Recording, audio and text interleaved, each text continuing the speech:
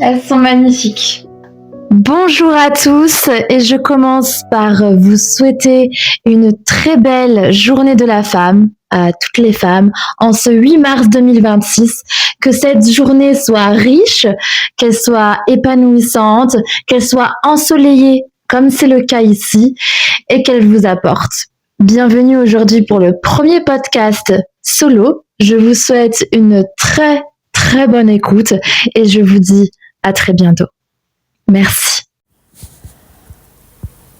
À l'acmé de votre beauté, de votre essence et de votre potentiel. Bienvenue sur le podcast où nous puisons ensemble des connaissances afin de développer notre puissance, de préserver notre dignité et de reprendre notre pleine souveraineté. Nous allons commencer par le sujet de la douceur. La douceur, en quoi est-elle une puissance ? En quoi est-elle galvaudée, mal définie ? Nous en parlons aujourd'hui. Pour commencer, définissons ce que n'est pas la douceur. La douceur, ce n'est pas cette mièvrerie distillée d'un goût sucré, fade. Elle n'est pas non plus une faiblesse. Elle n'est pas non plus limitée à une protection de l'image idéalisée de la mère, à une protection maternelle, ni à une qualité féminine. Elle est une dynamique de la vie, d'ailleurs au sens grec du terme, elle est cette dynamique, et la douceur est une vraie force, une puissance qui porte et soutient la vie elle-même. D'ailleurs, qui n'en manque pas. Lorsque j'écoute des amis, des collègues ou de la famille, on sent ce manque de douceur, que ce soit envers soi-même, que ce soit envers les autres, que ce soit envers la vie.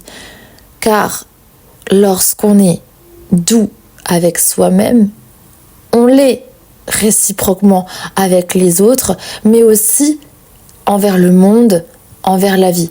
De la même façon que si l'on se respecte, on va plus facilement respecter les autres, respecter le monde, respecter la vie, car tout est lié.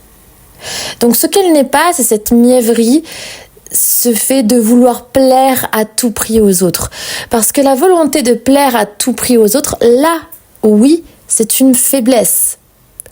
Là, on parle de douceur artificielle, ce n'est pas de la réelle douceur, c'est un jeu de rôle. La douceur, dans la volonté de plaire à tout prix, est utilisée à des fins de séduction. Lorsque je parle de séduction, ce n'est pas la séduction dans le domaine amoureux, c'est le fait de vouloir plaire à tout prix aux autres. Au détriment de quoi ? Parce que lorsqu'on veut plaire à tout prix aux autres, au détriment de sa propre intégrité personnelle. Et on peut parfois qualifier cela de douceur. Mais ce n'est pas de la douceur, c'est de la faiblesse. C'est pour ça que je tiens à faire ce podcast sur la douceur. Car je veux vous montrer, et je vais tenter de vous montrer, que la douceur, au contraire, vient de la puissance. Seule une personne forte, réellement forte à l'intérieur, pas dans un jeu de rôle, peut avoir ensuite cette capacité de douceur envers elle-même, envers les autres, envers la vie, envers le monde, comme je vous l'ai dit. Tandis qu'une personne faible, fragile, qui veut plaire aux autres, qui s'assoit sur sa propre intégrité personnelle, sur ses convictions, ne peut pas être capable de douceur. Il y a une différence entre utiliser la douceur et l'être réellement. Et on en parlera beaucoup sur ce podcast, incarner les choses. Une personne peut utiliser la douceur et être à l'intérieur d'elle-même d'une violence incroyable. Ce qui compte, ce n'est pas le masque, l'apparence, c'est ce que vous êtes, vous, à l'intérieur. Vos pensées, ce que vous êtes, et pas ce que vous voulez bien montrer aux autres. Ça me fait penser à cette phrase que j'ai toujours appréciée. Je préfère une personne qui vient vers moi avec une parole dure et un cœur doux qu'une personne qui vient vers moi avec une parole douce et un cœur dur. Et ben vous voyez, si on reprend cette phrase, la personne qui vient vers moi avec une parole dure et un cœur doux, cette personne a de la douceur. Tandis que la personne qui vient vers moi avec une parole douce mais un cœur dur n'a pas de douceur et pire, porte un masque. Alors l'idéal c'est d'allier les deux, mais l'idéal n'est pas humain. Mais l'idéal c'est d'allier les deux, c'est de pouvoir être doux intérieurement et extérieurement. Sur ce podcast, on part toujours de l'intérieur. On travaille toujours l'intérieur. D'abord, la douceur intérieure. Et ensuite, quand cela sera mis en place, travailler l'extérieur. Pour tous les sujets que nous aborderons sur cette chaîne, ça se passera ainsi, car c'est ainsi qu'on est fortifié. Ce n'est pas en utilisant une vertu, mais en l'ayant en soi. Donc voilà ce que la douceur n'est pas. C'est comme la gentillesse. Lorsqu'on me dit la gentillesse est une faiblesse, non. Question à se poser, d'où vient votre gentillesse? D'où vient notre gentillesse? Est-ce qu'elle vient d'une faiblesse? Je reprends l'exemple de vouloir plaire à tout prix. Ou est-ce qu'elle vient d'une force? Je me sens bien dans mes baskets, je vais bien, je veux aider cette personne en bas de chez moi qui dort dehors. Là, ça vient d'une force. Vous voyez? Sachant que une personne qui a besoin de vous répéter sans cesse on n'est pas au monde des bisounours, etc., etc., c'est une personne qui veut se convaincre que le monde est noir alors que le monde est nuancé. Oui, il y a des personnes qui font des actes terribles, mais oui, il y a aussi des personnes qui font des actes magnifiques. Les deux existent, voire les trois, les quatre. Il y a une palette de nuances. Et voir la vie de façon binaire, ce n'est pas réaliste. Donc le tout blanc, tout noir, vous ne le retrouverez pas sur cette chaîne. J'en profite, vu que c'est le premier podcast, pour vous donner la mentalité et l'ADN de cette chaîne à son acmé. À son acmé, c'est un mot que je trouve magnifique, qui veut dire à son apogée. Le but, c'est que vous vous portiez à l'acmé de votre beauté. Là aussi, quand je parle de beauté à la fois intérieure et extérieure, car les deux vont ensemble. Une femme qui rayonne, elle est 1000 fois plus belle. Une femme qui souffre, elle est moins belle. Donc, ce qu'on vit à l'intérieur joue d'ailleurs. On a un sujet de podcast sur ce thème-là, sur pourquoi, et c'est davantage féminin, pourquoi les femmes dans un couple malsain vont être moins belles. Et à contrario, pourquoi lorsqu'elles quittent ces hommes-là, elles redeviennent rayonnantes. Et d'ailleurs, on voit l'inverse. Les femmes qui sont en couple sain sont magnifiques parce qu'elles dégagent quelque chose. Et c'est là où, pour moi, ce n'est pas du blabla de vous dire, et je vous le dis d'ailleurs, que la beauté vient également de l'intérieur. J'ai bien dit également, car le physique joue, mais vient également de l'intérieur. Être éteinte, devoir supporter toutes les charges dans son couple et bien d'autres problèmes qui peuvent arriver dans la vie, éteignent une belle femme. Et ça a des conséquences sur tout, sa peau, ses yeux, son regard, son énergie, tout. On en parlera, c'est pas le thème du jour. Nous parlons aujourd'hui de la douceur. Et la douceur, c'est vraiment une invitation à devenir meilleure. Parce qu'elle vient avec la possibilité de la vie. Et la douceur, c'est une qualité de présence. C'est pourquoi je vous dis que ça vient d'une force. Car pour pouvoir avoir cette capacité à être doux envers les autres et envers soi-même, il faut pouvoir avoir cette qualité de présence. C'est ce qui différencie les personnes vides des personnes remplies. Les personnes remplies qui ont un monde intérieur riche, qui ont des passions, qui ne s'ennuient pas ou peu, qui ont des projets, qui sont dans l'action, versus les personnes vides. Les personnes vides, c'est terrible, mais ça existe, des personnes qui n'ont pas réellement de passion, qui n'ont pas réellement de conviction, qui sont focalisées sur leur petit confort, autour de leur nombril, mais qui ne s'aiment pas vraiment non plus, qui n'aiment pas les autres vraiment non plus, qui sont fades, parce qu'elles sont vides en fait. Et je ne crois pas que les critiquer soit quelque chose d'opportun, car c'est triste. C'est triste. Une personne vide, alors comme je suis à l'opposé de cela, j'ai du mal à comprendre comment on peut en arriver là, mais ce sera l'un des thèmes du podcast. D'ailleurs, dites-moi en commentaire s'il y a des thèmes qui vous parlent davantage et je les ferai passer en priorité. Une personne vide, par exemple, ne peut pas être capable de cette douceur dont on parle. Ou alors, ça sera de la douceur par faiblesse pour plaire aux autres avec un masque, un jeu de rôle. C'est des personnes qui sont sur une pièce de théâtre, qui sont sur scène H24, ce qui fatigue énormément d'ailleurs.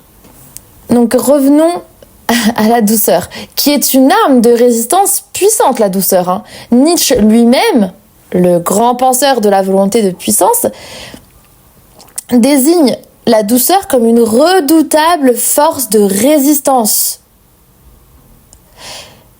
Parce que la douceur, c'est une arme puissante. Je parle encore une fois de la véritable douceur. Car elle est empreinte à la fois d'authenticité, à la fois de profondeur. Et lorsqu'on grandit, qu'on voit le monde, en réalité, peu de personnes sont capables d'à la fois avoir de la profondeur et d'à la fois oser, parce que oui, il faut avoir le courage d'être soi-même avec soi-même et avec les autres, c'est-à-dire ne pas se mentir à soi-même et ne pas mentir aux autres et se montrer tel qu'on est et pas avec un masque, même si nous avons tous plus ou moins, en tout cas un petit masque, notamment au travail ou en société, mais il y a masque et masque. Là, je parle des personnes qui ont pas un petit masque pour le coup, mais un grand masque et tout le temps en réalité.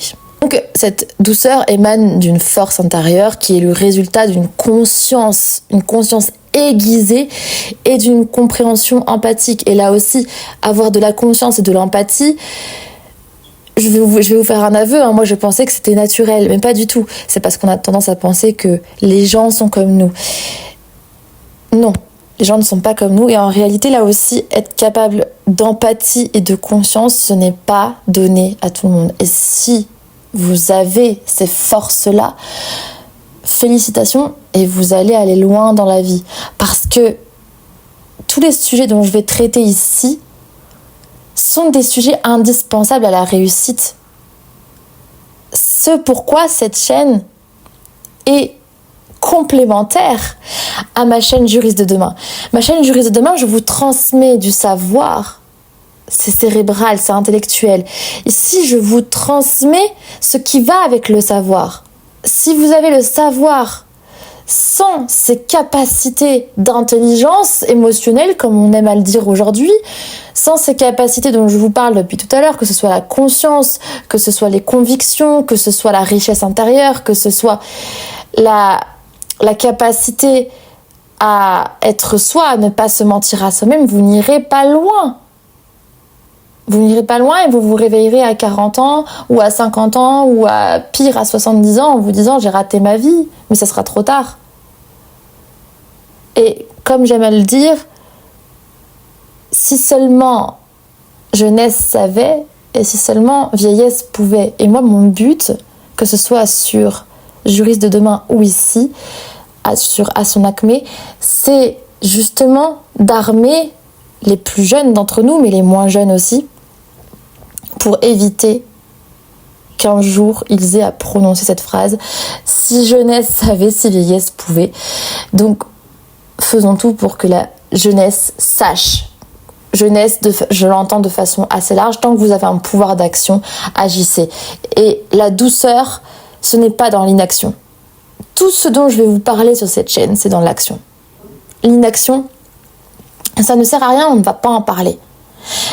Quand j'entends des personnes me dire « Oui, je suis trop perfectionniste, donc je ne passe pas à l'action », je ne peux pas entendre ça. Je ne peux pas. En fait, vous n'allez jamais rien faire de votre vie puisque vous êtes perfectionniste. Et donc, lorsqu'on va vous opérer le bras et qu'il sera peut-être paralysé, le chirurgien, il peut s'arrêter en plein milieu et dire « Attendez, je ne sais pas si j'opère jusqu'au bout, je suis perfectionniste ». Non, il faut agir dans la vie. il faut agir. On n'est jamais prêt totalement. Prenons l'exemple de ceux qui veulent être parents. On n'est jamais prêt à être parent. Et celui qui vous le dit, fuit dans l'autre sens. Ou j'attends d'être prêt pour ouvrir ma propre entreprise.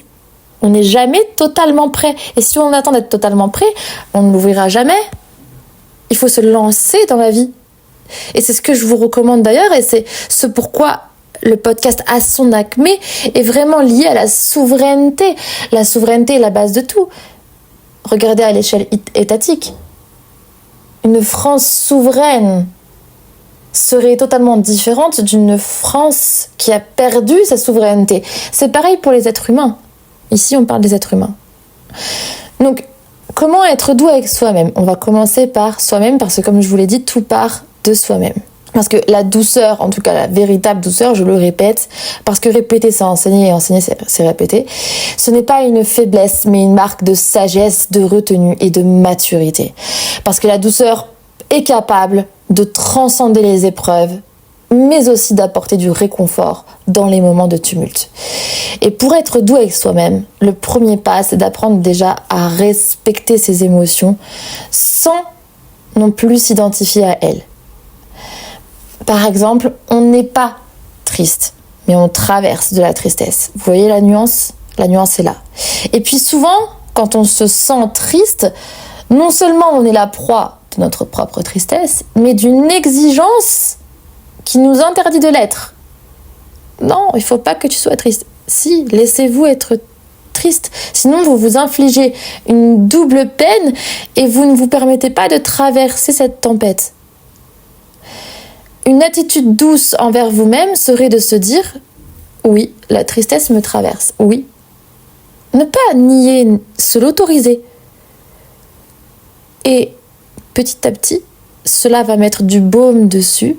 Elle va devenir plus supportable. Et un jour disparaître. Vous comprenez ?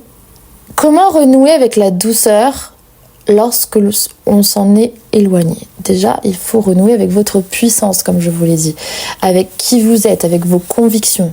On ne peut pas être doux avec soi-même si on est vide, qu'on n'a pas de consistance, de constance. Donc déjà, retrouvez votre matière, votre consistance. Si vous l'avez déjà, comment renouer avec la douceur ?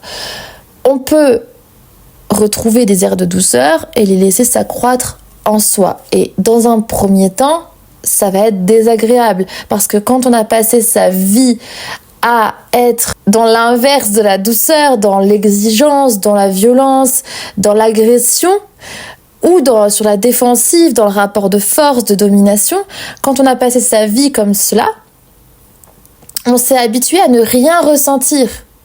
On s'est coupé. Donc, ressentir à nouveau de la douceur, c'est un choc. Donc, ça se travaille, c'est comme tout. Vous voyez, il y a une personne que j'aime beaucoup qui m'a demandé, il n'y a pas longtemps, comment travailler sa mémoire, et je lui ai dit que c'était comme le sport, c'est un muscle, le cerveau. Donc, c'est à force de s'entraîner que la mémoire va revenir, et petit pas par petit pas. Ça paraît ultra simpliste ce que je vous dis, et pourtant très peu long. Donc là, c'est pareil pour la douceur. Renouer avec ce que vous ressentez. Et là, ça s'adresse autant aux hommes qu'aux femmes. C'est pour ça que je vous ai dit en introduction que ce n'était pas lié aux femmes. Un homme doux, c'est sécurisant. Un homme doux, on va se sentir davantage en confiance avec lui. Et encore une fois, je ne parle pas de douceur affichée. Je parle de douceur intérieure. Un homme doux peut être très ferme quand il parle, très vif, très affirmé. Ce n'est pas du tout incompatible, au contraire. C'est parce qu'on a une réelle douceur qu'on peut se permettre d'être ferme, de poser des limites, d'être affirmé. Attention à la fausse douceur. Hein. Attention. Donc, pour renouer avec sa douceur, ça va être désagréable au départ, mais ça va passer par ne pas avoir peur de sa sensibilité, de son corps, écouter ses rêves. Ses rêves, attention, pas les rêves des autres, de papa, de maman, de tonton, etc. Ou alors s'en souvenir, se souvenir de ses rêves d'enfant, accueillir ses émotions, d'ailleurs qu'elles soient positives ou négatives, accepter sa vulnérabilité. On a tous de la vulnérabilité, et ceux qui veulent la cacher la rendent encore plus visible.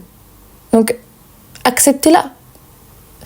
Se mettre à l'écoute de son intuition, ça, c'est un gros sujet que j'ai là aussi avec une personne que j'aime beaucoup, qui a une intuition incroyable, mais qui ne l'écoute pas assez. Et là, en grandissant, elle l'écoute de plus en plus. La favoriser le plus possible aussi, cette intuition. Car c'est aussi favoriser l'entente au double sens du mot. C'est écoute et accord. Vous voyez ? La douceur, c'est comme une douce brise par une chaude journée d'été pour ceux qui sont visuels. Imaginez une douce brise par une chaude journée d'été, apportant réconfort et apaisement, là où règne souvent l'austérité et la rigidité. Les personnes rigides, c'est terrible pour eux, c'est terrible pour leur entourage. C'est des personnes qui ne comprennent pas l'humain, qui sont autocentrées. Et en la personne, la douceur se manifeste par une bienveillance. Et attention avec ce terme-là, parce qu'il est là aussi galvaudé. La réelle bienveillance, d'accord ? La bienveillance sincère. Une tendresse naturelle qui va réconforter de façon naturelle les cœurs blessés, les âmes tourmentées. On en croise tous et on les voit. Et lorsqu'on les voit, on a ce réflexe d'aller apporter du réconfort. Parce que la douceur déploie une force inouïe. Comme je dis souvent, les mots peuvent détruire, les mots peuvent construire et bâtir également. En apportant de la douceur à une personne, vous lui apportez une richesse incroyable. La richesse, c'est pas le compte en banque. Hein. Et vous allez le voir sur cette chaîne, parce qu'on en parlera d'ailleurs. La richesse, c'est pas le compte en banque. Et on n'est pas au monde des bisounours ici, pour répéter cette phrase également trop utilisée, dans le sens où ici on a bien conscience qu'il faut de l'argent pour vivre, ou d'ailleurs davantage pour faire ses passions, pour faire ce qu'on aime, etc. Mais c'est un moyen, pas un but. Seulement un moyen. Mais ni un but, ni une façon de montrer une quelconque puissance. Parce que si on a besoin de passer par l'argent pour montrer qu'on est puissant, c'est qu'on ne l'est pas. Cela va de soi. Donc dans nos interactions avec autrui, avec les autres, la douceur va nous ouvrir des portes insoupçonnées. Vraiment, vous allez voir, vous allez rencontrer des personnes, créer des liens que vous n'auriez pas imaginés. Parce qu'elle est vraiment la clé qui va déverrouiller la communication, la réelle communication, mais aussi dans la compréhension, c'est-à-dire comprendre vraiment ce que dit l'autre et pas seulement discuter en façade.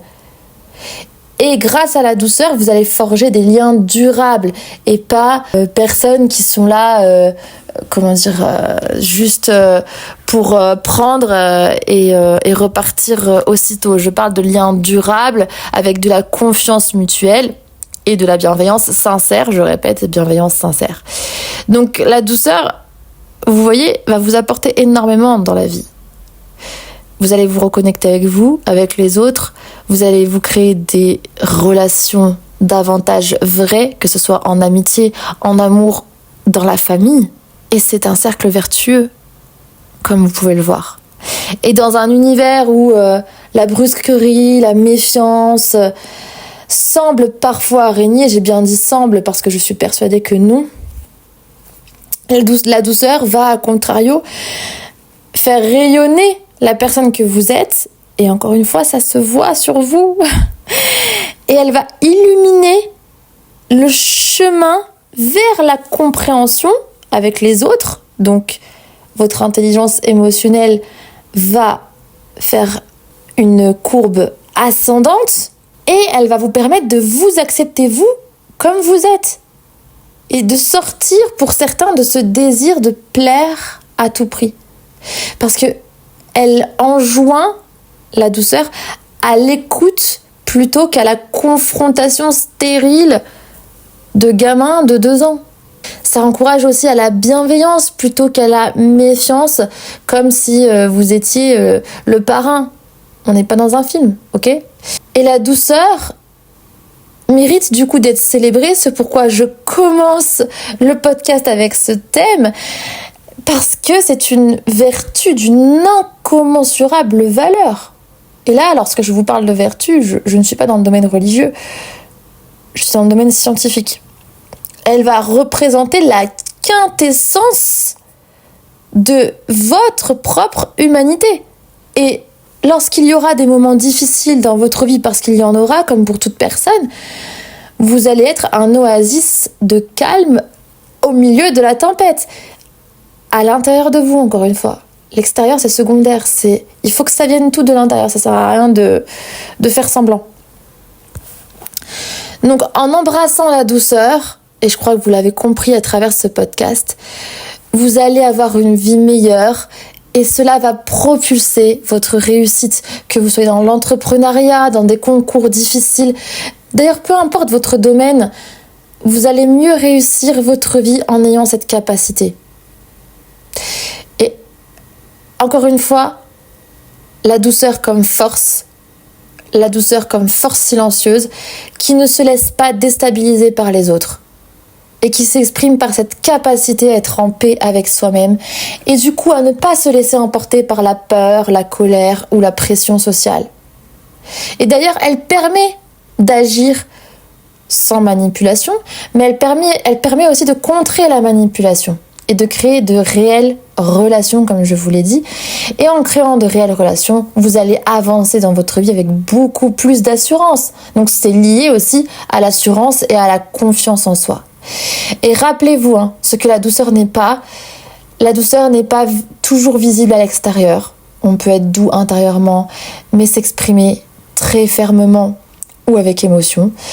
De la même façon qu'on peut être superficiellement poli ou souriant pour plaire aux autres, mais ne pas être dans la douceur à l'intérieur. Ne pas ressentir de douceur ni envers soi ni envers les autres. Et l'opposé de la douceur, c'est la peur, la domination, la critique.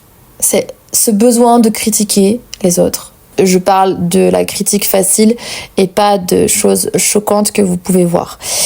Donc avoir le besoin de critiquer, de dominer, dans pas mal de religions monothéistes, la domination et la séduction, on dit que c'est le diable.